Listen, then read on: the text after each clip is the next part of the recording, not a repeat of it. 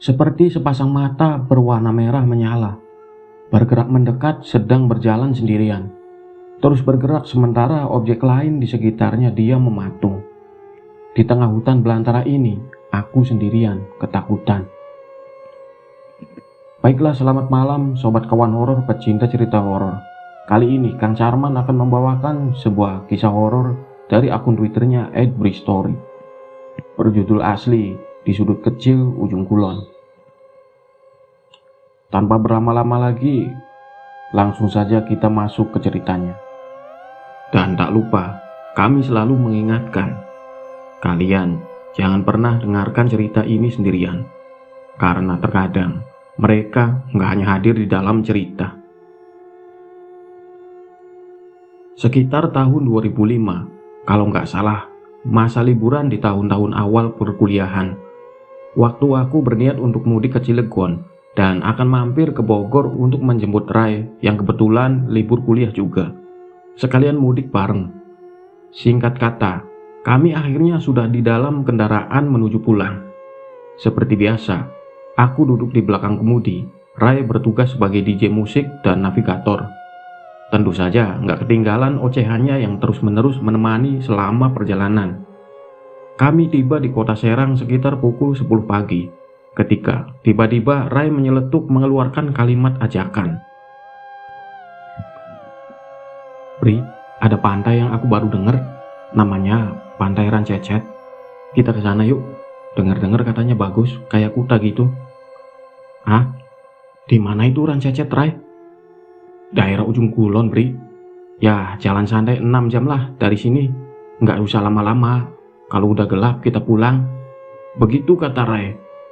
Dari kecil kami memang selalu begitu. Senang berpetualang, mengunjungi tempat yang belum pernah dikunjungi sebelumnya. Serunya, kami jarang merencanakan kegiatan atau perjalanan yang akan dilakukan. Lebih banyak dadakan, seperti kisah yang akan aku ceritakan kali ini. Jadi, Rai mengajak aku untuk mengunjungi tempat wisata, pantai, yang letaknya di sisi selatan Pulau Jawa, Banten bagian selatan. Aku sendiri waktu itu baru dengar ada pantai yang bernama Rancecet. Lalu tiba-tiba Rai mengajak untuk datang mengunjungi. Akhirnya aku mengiyakan ajakannya. Toh kami nggak ada yang dikejar juga, dan rumah sudah dekat. Setelah sepakat, akhirnya kami melanjutkan perjalanan menuju Pantai Rancecet. Aku lalu mengarahkan kendaraan menuju Pandeglang. Akan memakan waktu kira-kira 6 jam perjalanan dari kota Serang. Waktu itu, road trip menyusuri jalan-jalan di Banten itu nyaris sama situasinya dengan daerah lainnya. Di beberapa bagian kondisi jalan nggak terlalu bagus walaupun masih bisa dilalui oleh kendaraan. Bedanya dengan daerah lain, hanya sedikit dari banyak wilayah Banten yang menjadi daerah tujuan wisata favorit. Mungkin hanya Pantai Anyer yang paling terkenal. Selebihnya hanya tempat bagus yang masih jarang orang yang tahu. Aku dan Rai hanya mengandalkan insting dan tanya penduduk sekitar untuk mencari tujuan. Satu-satunya informasi yang kami tahu, Pantai Rancecet dekat dengan Cibaliung, kota kecil di bagian selatan Banten. Maka ke Cibaliunglah kami tuju.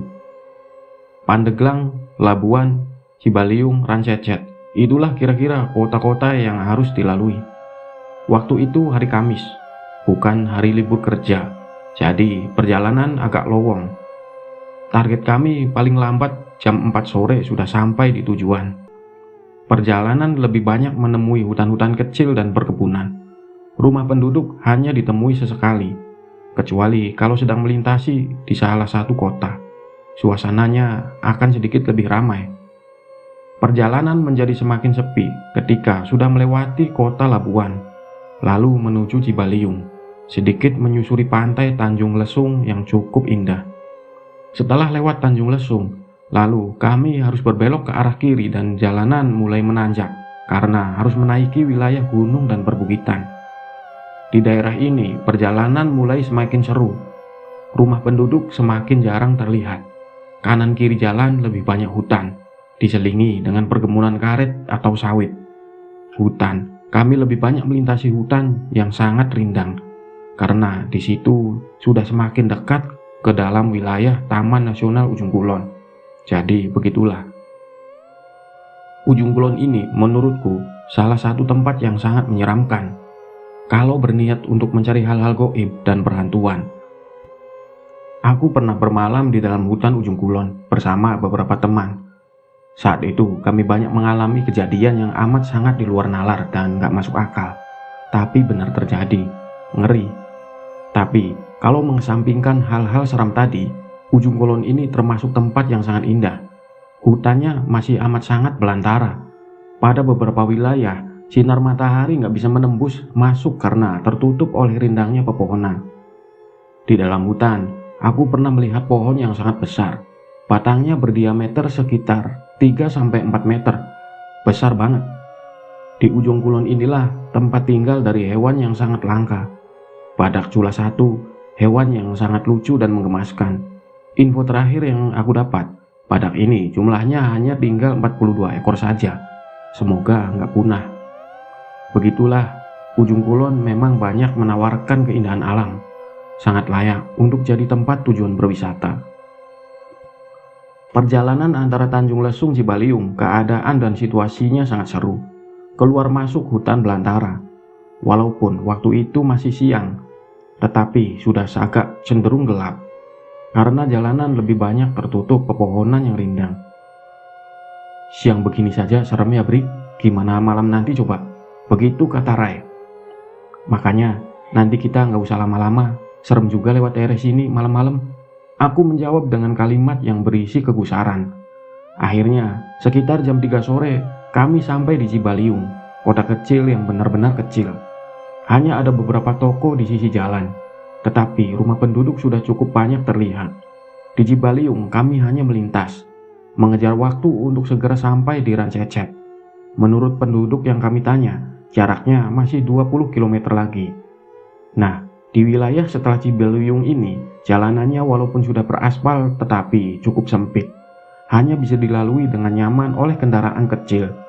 Kalau berpapasan dengan kendaraan lain, salah satu harus mengalah dengan turun ke jalan tanah. Salah satu ciri wilayah yang sudah dekat pantai adalah kami mulai sering melewati sungai.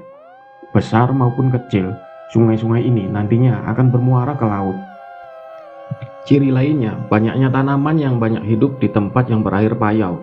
Aku lupa nama tanamannya apa. Semakin mendekat ke pantai, semakin jarang kami melihat rumah penduduk. Nggak terlalu aneh karena wilayah ini memang jauh dari kota besar. Dan juga banyak yang belum tahu kalau di sudut Ujung Kulon ini ada pantai yang katanya bagus.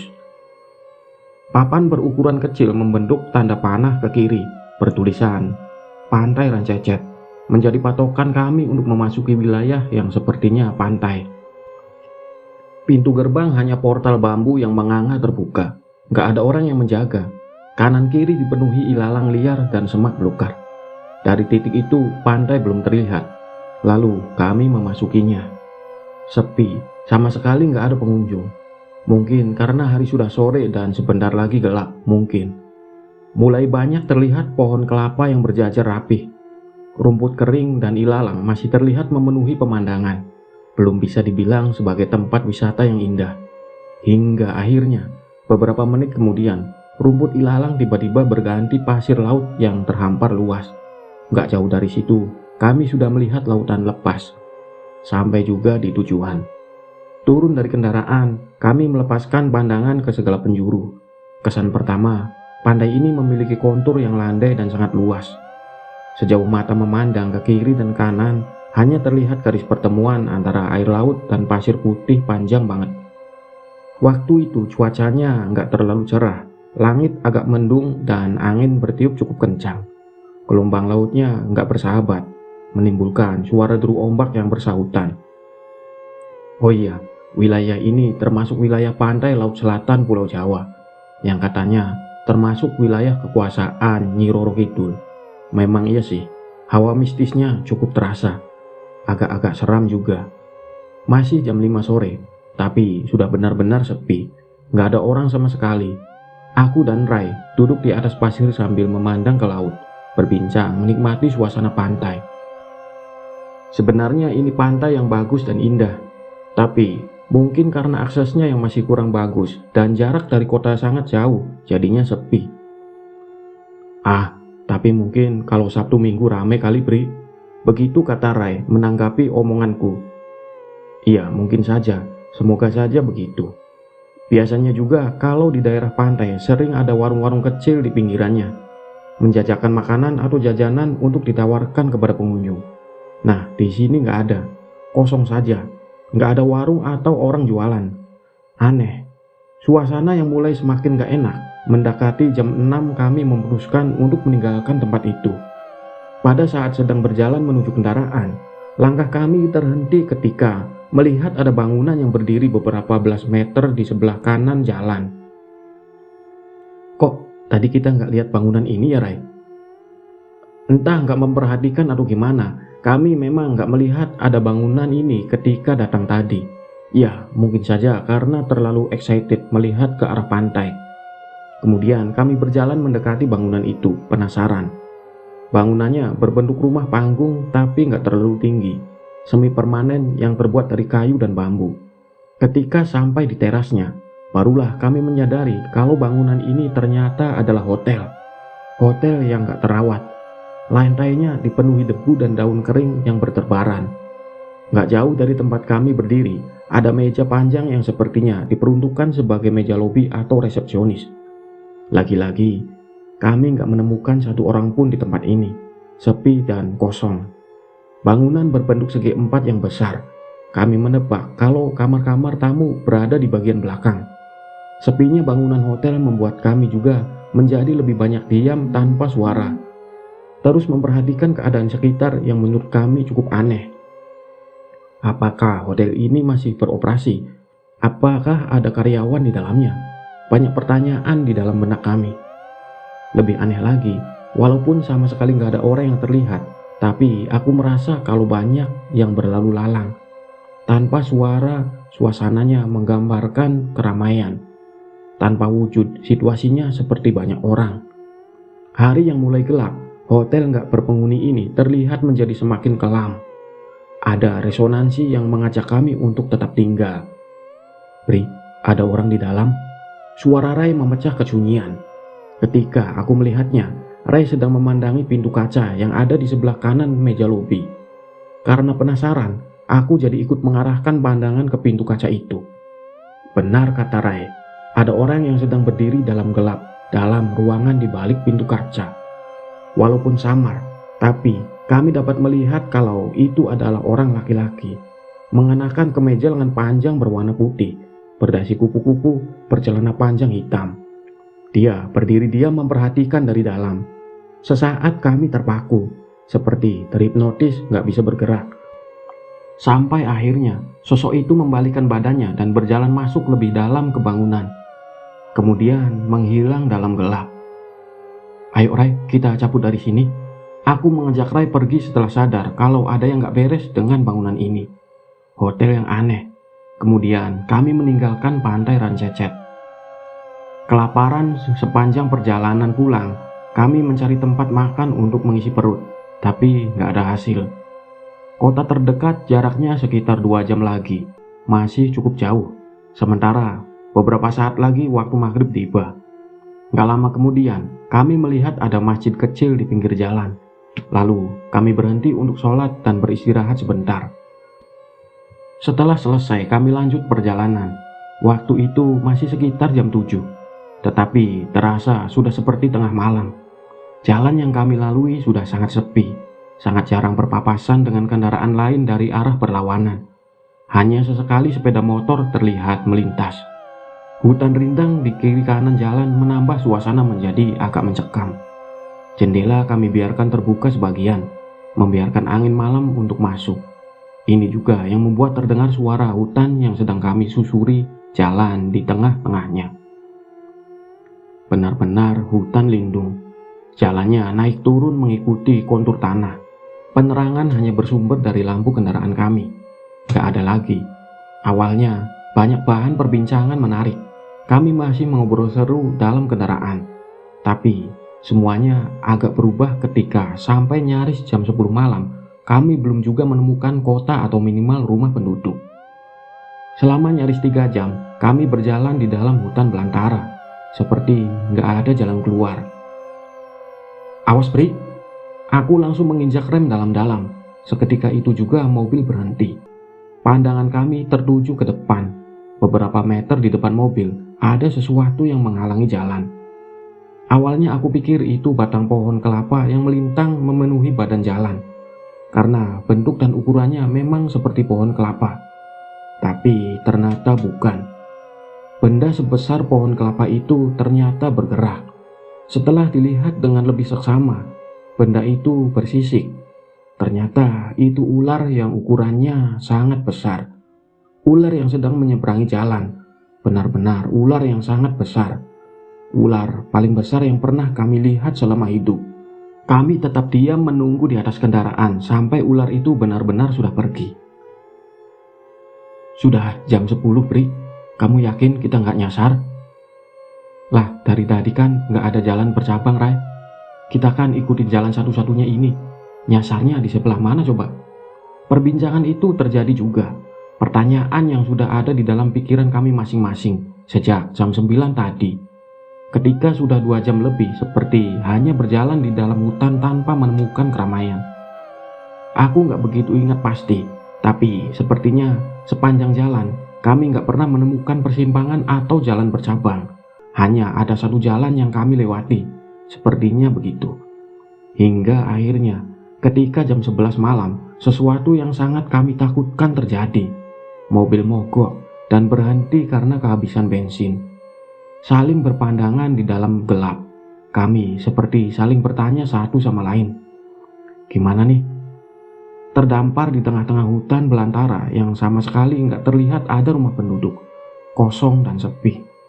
Berdua kami turun dari mobil untuk melihat sekeliling.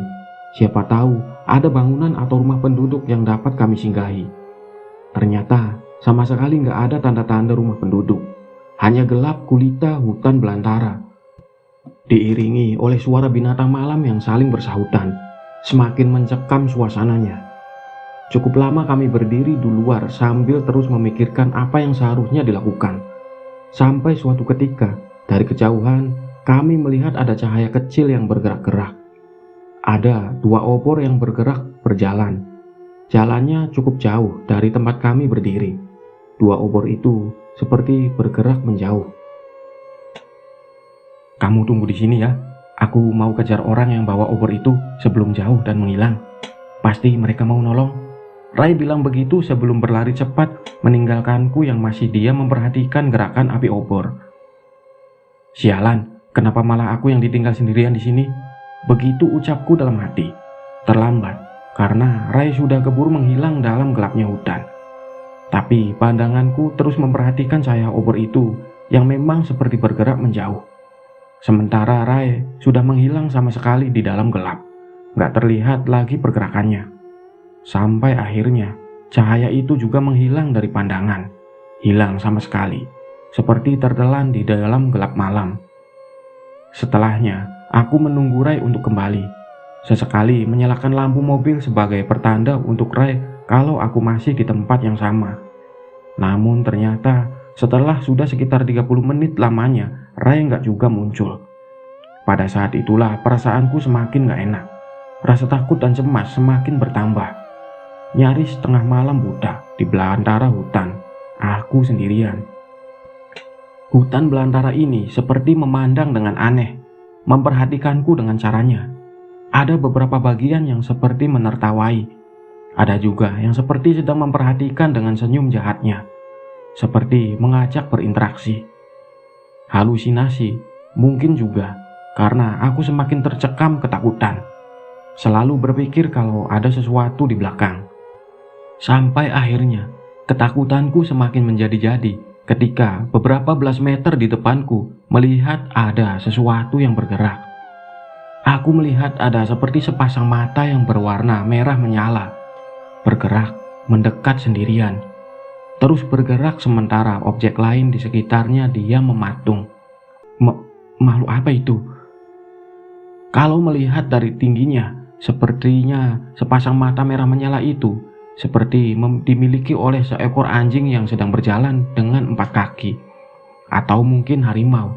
Saat itu aku belum tahu. Yang pasti, aku sedang berada di tengah hutan belantara, sendirian dan ketakutan. Secepat kilat aku langsung lari masuk ke dalam mobil dan mengunci pintu. Ketika sepasang mata merah menyala itu terus saja semakin mendekat. Semakin jelas juga terlihat kalau sang pemilik mata adalah hewan jenis anjing dengan ukuran yang cukup besar. Ketakutan, tapi karena penasaran, aku tetap melirik ke arah mata merah itu berada. Benar, setelah sudah cukup dekat, barulah terlihat kalau mata merah itu berbentuk seperti anjing dengan ukuran yang besar, tingginya lebih dari 1 meter. Sangat mengerikan melihatnya ketika binatang itu terus mendekati mobil, sampai akhirnya dia tepat berada di pintu samping. Sementara aku masih terus mengintipnya dari dalam, ketakutan. Kemudian dia berhenti tepat di samping mobil. Posisi kami hanya terhalang pintu. Pada saat itulah jantung seperti berhenti, nggak bisa bernafas. Hanya bisa melongo ketakutan ketika akhirnya aku dapat melihat cukup jelas bentuk dari binatang itu. Seperti anjing, berdiri dengan 4 kaki, berbulu panjang berwarna hitam. Tapi keyakinan kalau makhluk itu adalah hewan menjadi berantakan ketika aku akhirnya dapat melihat kepalanya. Ternyata kepalanya memiliki wajah seperti manusia. Aku dapat melihat dengan jelas karena akhirnya kami saling bertatapan. Hanya terhalang kaca mobil. Wajahnya nggak hitam seperti tubuhnya, tetapi berwarna layaknya wajah manusia pucat seperti sudah menjadi mayat. Ditambah, makhluk ini memiliki mata yang merah menyala. Aku sama sekali nggak bisa bernapas, ketakutan, keringat dingin mengucur deras. Semakin menuju pingsan ketika secara perlahan dia mulai berdiri. Ternyata aku salah. Makhluk itu sebelumnya bukan berjalan dengan 4 kaki, tapi merangkak dengan kedua tangan yang berada di depan. Sosok itu akhirnya berdiri di samping mobil. Bentuk tubuhnya tinggi besar, berdiri memperhatikanku yang ketakutan di dalam mobil. Sosok yang sangat mengerikan. Lalu perlahan tangan kanannya mendekat ke kaca mobil. Dia mengetuk kaca dengan kukunya. Aku semakin ketakutan, diambang pingsan, hingga akhirnya dia seperti mencoba membuka pintu yang dalam keadaan terkunci. Terus berusaha memaksa untuk membuka pintu. Setelah itu aku gak ingat apa-apa lagi, sepertinya pingsan. Pri, bangun Pri. Suara Rai membangunkanku yang masih berada di dalam mobil. Dia berdiri di luar dengan seorang bapak yang aku gak mengenalnya. Ternyata hari sudah pagi, sudah gak gelap lagi. Melirik jam tangan, sudah jam 7 pagi. Alhamdulillah, gak terjadi apa-apa antara aku dan Rai. Kami baik-baik saja. Lalu, Rai kemana saja malam itu? Apa yang dia alami? Kok malah kembali lagi pagi hari?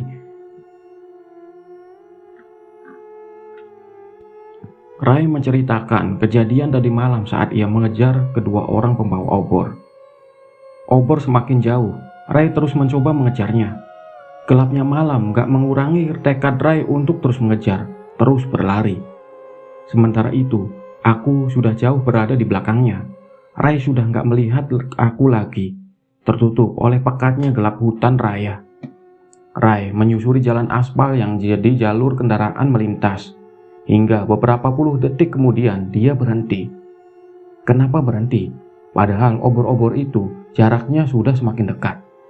Ternyata Rai melihat kalau obor itu berbelok arah ke kanan jalan, turun dari jalan aspal berpindah ke jalan setapak, masuk ke dalam hutan. Muncul keraguan di dalam benak, apakah akan terus berlanjut mengejar atau kembali ke tempatku yang menunggunya. Sementara hutan di hadapannya sangat belantara, gelap, pekat dan sunyi. Pepohonan besar di kanan kiri jalan setapak membentuk terowongan yang memanjang ke dalam, seperti pintu gerbang menuju suatu tempat. Lapang walaupun tampak sepi, ada hiruk pikuk dalam sunyi. Aneh. Sementara dua obor itu masih saja terlihat dari tempat Rai berdiri, tapi sepertinya mereka berhenti, nggak bergerak lagi, seperti menunggu Rai untuk mendatangi. Baguslah kalau mereka berhenti, berarti lihat aku mengejar. Begitu gumam Rai dalam hati. Kemudian dia mulai melangkahkan kaki ke jalan setapak, melangkah dengan sedikit keraguan, memasuki hutan belantara yang gelap pekat. Gesekan kaki ketika melangkah dengan jalan tanah yang bercampur dengan dedaunan kering menjadi satu-satunya suara yang terdengar. Nggak ada suara angin, nggak ada suara binatang hutan, nggak ada. Keringat mengucur membasahi tubuh, hela nafas yang mula ngos-ngosan mengiringi perjalanan Rai ke obor-obor itu. Tapi ternyata mereka kembali bergerak. Bergeraknya menjauh, semakin masuk ke dalam hutan. "Pak, tunggu!" Rai berteriak coba memanggil, namun nggak ada jawaban.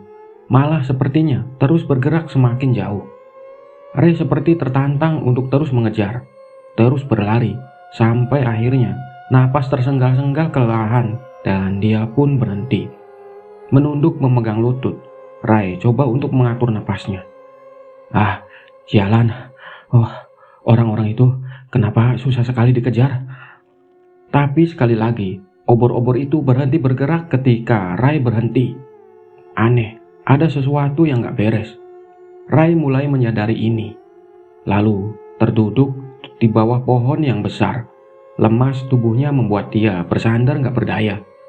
Pikirannya berkecamuk bingung bercampur khawatir ketika dia menyadari akan sesuatu. Ternyata, ketika melihat ke belakang, Rai gak melihat lagi jalan setapak yang baru saja dia lalui. Hanya ada pepohonan hutan belantara. Gak ada lagi jalan setapak, apalagi jalan aspal tempat aku menunggunya. Gak kelihatan lagi. Lemas, karena sadar kalau sudah tersesat. Gak tahu sedang berada di mana. Gak tahu harus berjalan kemana untuk kembali. Sementara dua obor itu tetap terlihat diam di kejauhan, seperti menunggu.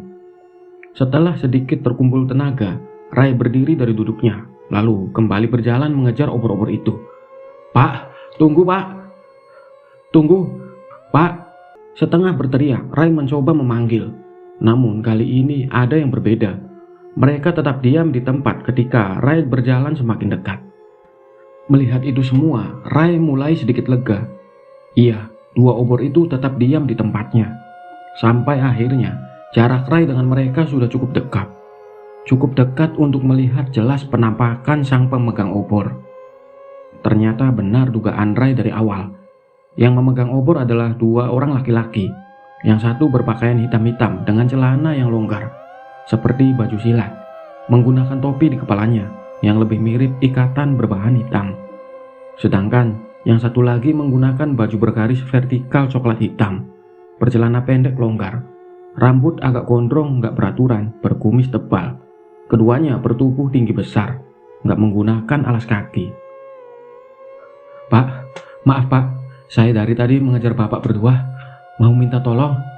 Kalimat pembuka keluar dari mulut Rai dengan napas yang masih tersenggal-senggal. Awalnya mereka hanya terdiam dengan wajah yang agak menyeramkan. Sampai akhirnya mereka tersenyum. "Maaf, kami nggak melihat. Memang Mas dari mana dan mau kemana?" Lelaki yang menggunakan hitam-hitam akhirnya memberikan jawaban dengan pertanyaan. "Saya dari jalan besar di depan tadi Pak. Bapak lewat sana kan tadi?" "Gak ada jalan besar di hutan ini Mas. Semuanya jalan kecil setapak ini." Begitu kata bapak itu lagi. Gak ambil pusing, Rai tetap meminta bantuan untuk menunjukkan jalan kembali ke jalan besar tadi. "Tolong saya Pak, saya tersesat gak tahu jalan kembali." Dengan sedikit memelas, Rai memohon kebaikan bapak berdua itu. "Mas lebih baik ikut saja dulu. Nanti kalau urusan kami sudah selesai, baru kami akan antar Masnya kemana Mas mau. Ayo ikut saja." Begitu kata bapak itu lagi. Sementara bapak yang berkumis tetap diam sejak dari awal. Gak ada pilihan lain, Rai terpaksa harus mengikuti mereka. Berbalik badan, lalu mereka mulai berjalan menembus gelapnya laut hutan. Sementara Rai mengikuti dari belakang. Jalan setapak tetap menjadi landas pijakan kaki untuk berjalan, dengan pemandangan gelap total di sekeliling. Beberapa kali Rai menoleh ke belakang, bermaksud untuk melihat keadaan, tapi pandangannya nggak sanggup menembus pekatnya gelap. Hanya hitam yang tertangkap, cahaya obor sedikit pun nggak mampu membantu. Ada satu lagi keanehan, setelah diperhatikan benar-benar, Ternyata dari 3 orang yang sedang berjalan, hanya Ray yang terdengar suara langkah kakinya, sementara yang lain gak ada suaranya. Ah, mungkin karena mereka nggak menggunakan alas kaki. Begitu pikir Ray dalam hati. Seperti tanpa lelah, Ray melihat mereka terus berjalan konstan, nggak melambat, nggak pula mempercepat. Nggak pernah juga melihat ke belakang, walaupun untuk sekedar melihat keadaan Ray yang mulai kerepotan mengikuti irama pergerakan mereka. Nggak ada perbincangan. Keduanya terus menatap ke depan tanpa pernah menoleh wajah ke kiri ataupun ke kanan. Hutan belantara ini juga diam membisu, nggak mengeluarkan suara layaknya alam luar. Sepinya banyak menimbulkan pertanyaan. Heningnya mulai menggurat garis ketakutan dalam lubuk hati Ray yang paling dalam. Pak, bisa berhenti sebentar? Saya butuh istirahat. Entah sudah berapa jam mereka berjalan ketika Ray memberanikan diri untuk membuka suara. Namun, mereka tetap diam. Terus saja melangkah seperti nggak memperdulikan Ray yang baru saja mengajak berhenti. Mau kemana sih mereka ini? Di tengah ketakutannya yang mulai semakin membuncah, Ray bergelut dengan banyak pertanyaan di kepalanya. Tapi sejauh ini belum ada jawaban. Sampai akhirnya mereka sampai pada daerah yang jalannya menanjak. Tanjakan yang cukup tinggi. Hal ini membuat napas Ray semakin tersengal. Langkahnya semakin tertinggal. Pak, tunggu Pak. Sekali lagi Ray memanggil, tapi tetap saja nggak ada jawaban. Mereka terus berjalan dengan langkah yang konstan. Padahal jalanan benar-benar menanjak dan agak terjal. Tanah bercampur bebatuan menjadi pijakan langkah. Sampai suatu ketika, mereka akhirnya berhenti sekitar beberapa puluh meter di depan Ray. Berhenti di satu daerah yang tinggi, seperti puncak dari jalan panjang memanjang yang baru saja dilewati. Mereka tetap menghadap ke depan, nggak sedikit pun menoleh ke tempat Ray yang masih cukup jauh tertinggal. Dengan sedikit tenaga yang masih tersisa, Ray berusaha sekuat tenaga untuk mengejar. Berhasil, dengan peluh yang bercucuran, akhirnya Ray sudah berdiri di belakang mereka berdua yang tetap saja memandang lurus ke depan. Lalu Ray ikut melempar pandangan ke depan. Dari tempat yang cukup tinggi itu, kelihatan ada pemandangan menarik. Nggak jauh di depan, ada jalan yang menurun tajam. Agak jauh lagi, sekitar beberapa ratus meter setelahnya, terlihat ada keramaian, ditandai dengan banyaknya lampu dan obor yang menyala. Ray bingung, tempat apa itu? Lebih bingung lagi setelah tempat keramaian itu terlihat ada seperti dermaga. Dan memang di kejauhan, kelihatan ada hamparan laut luas. Banyak kapal dan perahu yang bersandar dan akan bersandar. Kok ada kota di sini? Itu kota apa, Pak? Sekali lagi Ray melontarkan pertanyaan, dan lagi-lagi mereka juga nggak memberi jawaban. Malah tiba-tiba mulai melangkahkan kaki menuju jalan turun ke keramaian itu. Nggak ada pilihan lain, Ray tetap mengikuti langkah kaki mereka. Situasi yang sama Ray temui ketika mulai berjalan lagi. Kegelapan hutan dan keheningan sepi yang kelam. Pikiran Ray semakin mengerucut. Semakin yakin ada yang aneh dengan kedua orang ini. Tapi Ray nggak bisa berbuat apa-apa selain terus saja mengikuti. Rasa penasaran sepertinya akan terjawab beberapa puluh meter lagi ketika melihat ada dua pohon besar yang berdiri sejajar membentuk laksana pintu gerbang. Ray berpikir sepertinya mereka akan melewati di tengah-tengah dua pohon besar itu. Ternyata benar, mereka berjalan melintasi jalan di tengah dua pohon besar. Seperti masuk melewati gerbang yang besar. Ray semakin bingung setelah benar-benar melewatinya. Setelah sudah berada di sisi keramaian. Iya, keramaian. Setelah melewati jalan berliku membelah hutan belantara, tiba-tiba Ray masuk ke tempat yang sangat berbeda. Tempat yang ramai, tapi masih dalam keadaan gelapnya malam. Penerangan lebih banyak bersumber dari api obor yang nyaris ada di setiap sudut. Ada juga beberapa lampu templok besar yang berdiri di atas meja. Sama sekali nggak ada penerangan yang bersumber dari listrik.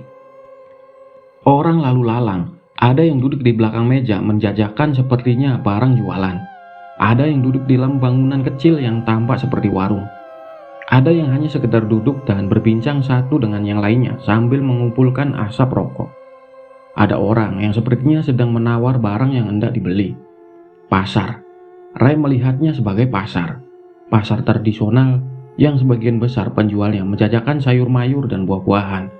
Tapi ada juga barang-barang jualan lainnya, seperti kayu bakar dan anyaman-anyaman bambu.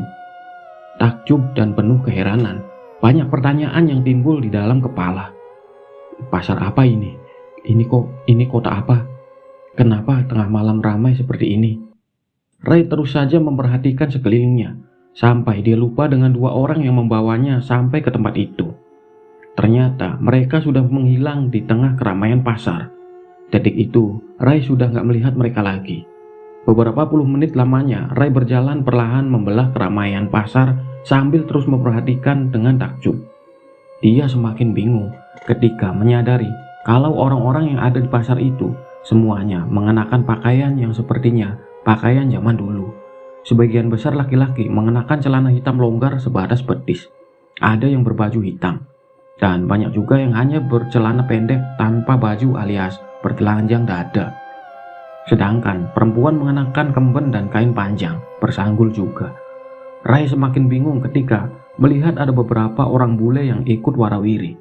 Yang laki-laki berpakaian putih-putih dengan topi bulatnya.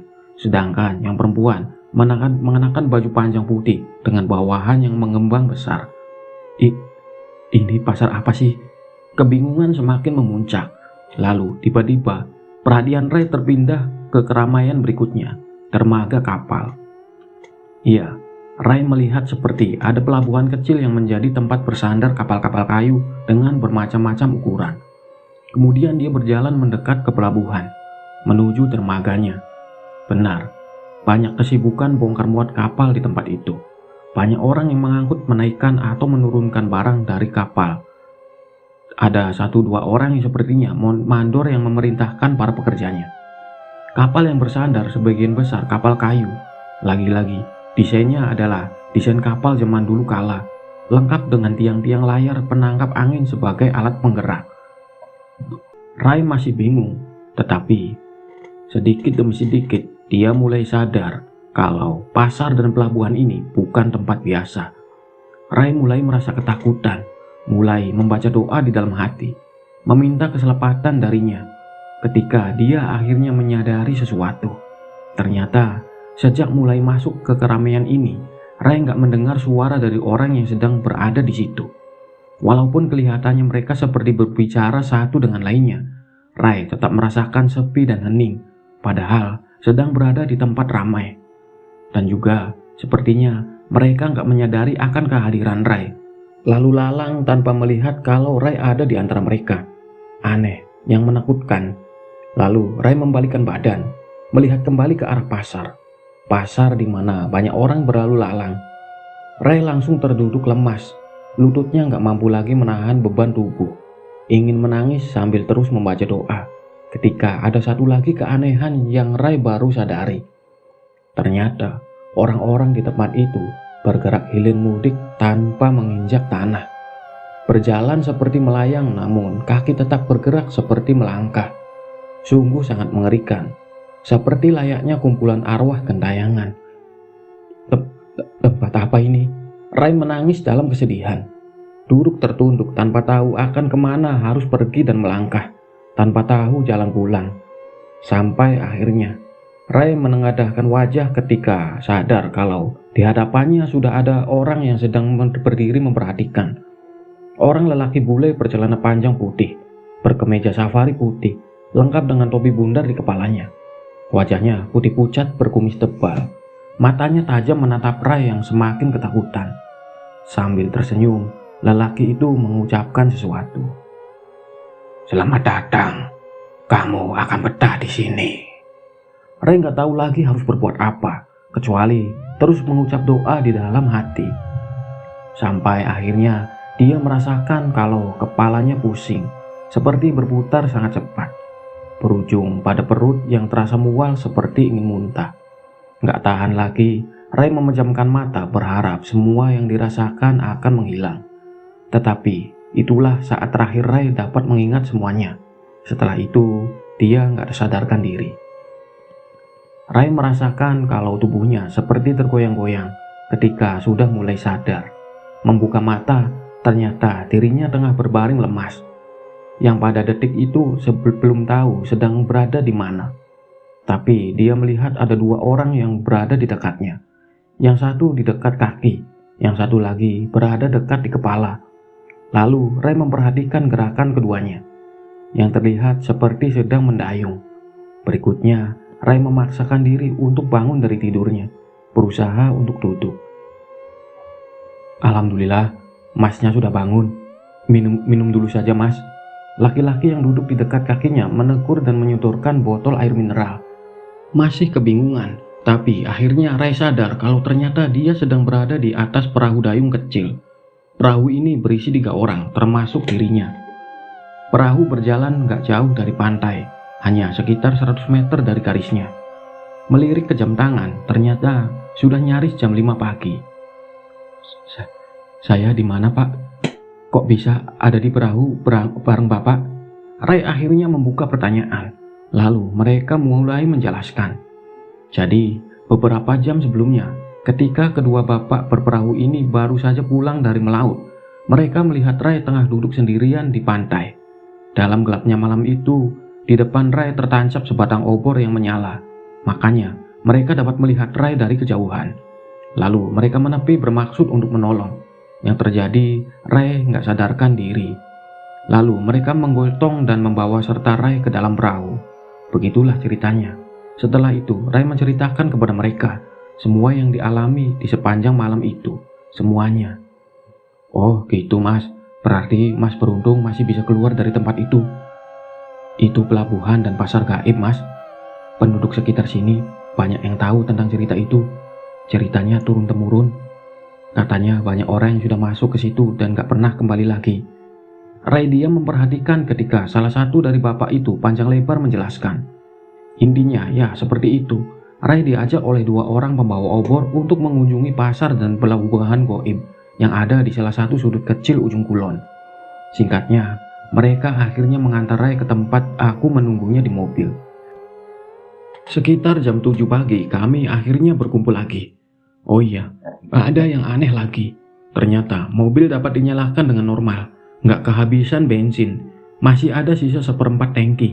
Padahal aku yakin kalau malam tadi garis indikatornya berada di bawah batas, alias kosong, empty. Tapi ya sudahlah, yang paling penting kami baik-baik saja, nggak kurang satu apapun setelah mengalami hal-hal aneh itu. Akhirnya kami meninggalkan ujung kulon dan pulang.